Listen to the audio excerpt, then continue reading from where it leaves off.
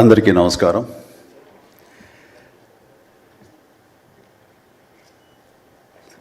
దిగ్దర్శకులు రాఘవేంద్ర గారు, కోదండరామరెడ్డి గారు, Gopal, young directors like Bobby, Vasishta, like నా నిర్మాతలు అల్లు అరవింద్ గారు, అశ్విని దత్ గారు, కెఎస్ రామారావు, శ్యామ్ ప్రసాద్ రెడ్డి, జెమినీ కిరణ్, తమ్మారెడ్డి భరద్వాజ్ గారు, అలా యంగ్ ప్రొడ్యూసర్ విక్కీ అండ్ పాత్రికేయ మిత్రులకు, అలాగే నా బ్లడ్ బ్రదర్స్, బ్లడ్ సిస్టర్స్, నా హృదయపూర్వక నమస్కారం. సో ఫస్ట్ ఆఫ్ ఆల్ ఈ ఈవెంట్ ఇంత గ్లామర్గా, ఇంత మెమొరబుల్గా ఉంది అంటే దానికి ప్రధానమైన కారణం నా మిత్రుడు Aamir Khan. Aamirji, thank you so much. And with a small message and a phone call, you made it, and your presence made this moment as a memorable moment. Really, thank you so much, and I never forget this gesture from your side. And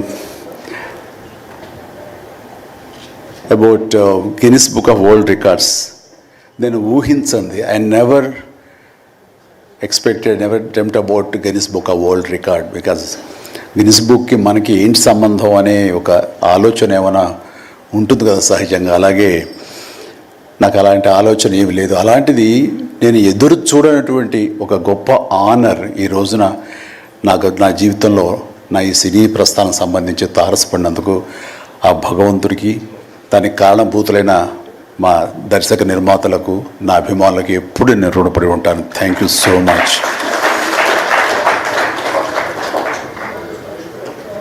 నాకు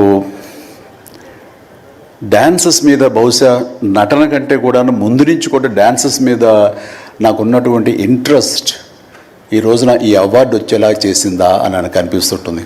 ఎందుకంటే ముందు నటనకి శ్రీకారం చుట్టే కంటే, ఓనమాలు దిద్దుకునే దానికంటే నేను first డ్యాన్స్కి నేను ఓనమాలు దిద్దానేమో అనిపిస్తుంటుంది.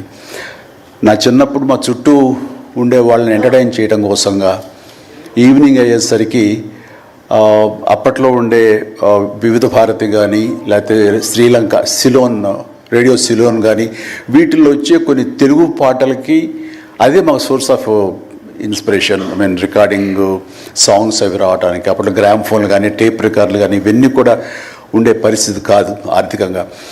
అలాంటి వారానికి ఒకసారి రేడియోలో ఎప్పుడు పాటలు వస్తాయా అని అందరూ ఎదురు చూసేవాళ్ళు. రాగానే శంకరబాబుని పిలవండి, డ్యాన్స్ వేస్తాడు, మనల్ని అలరిస్తాడని వాళ్ళందరూ ఉత్సాహంగా ఉంటే వాళ్ళ ఉత్సాహానికి నేను మరింత ప్రోత్సాహంగా తీసుకుని దాన్ని డ్యాన్స్లు వేస్తుండేవాడిని. అట్లాగా అవి డ్యాన్సులు అంటారా, బాడీ కదలిక అంటారా ఏమో తెలియదు, ఒక ఎనర్జీగా అవి ప్రజెంట్ చేయటం అనేది ఒక్కడే తెలుసు నాకు. 7th class, 6th class, 8th class ఆ ప్రాంతంలో.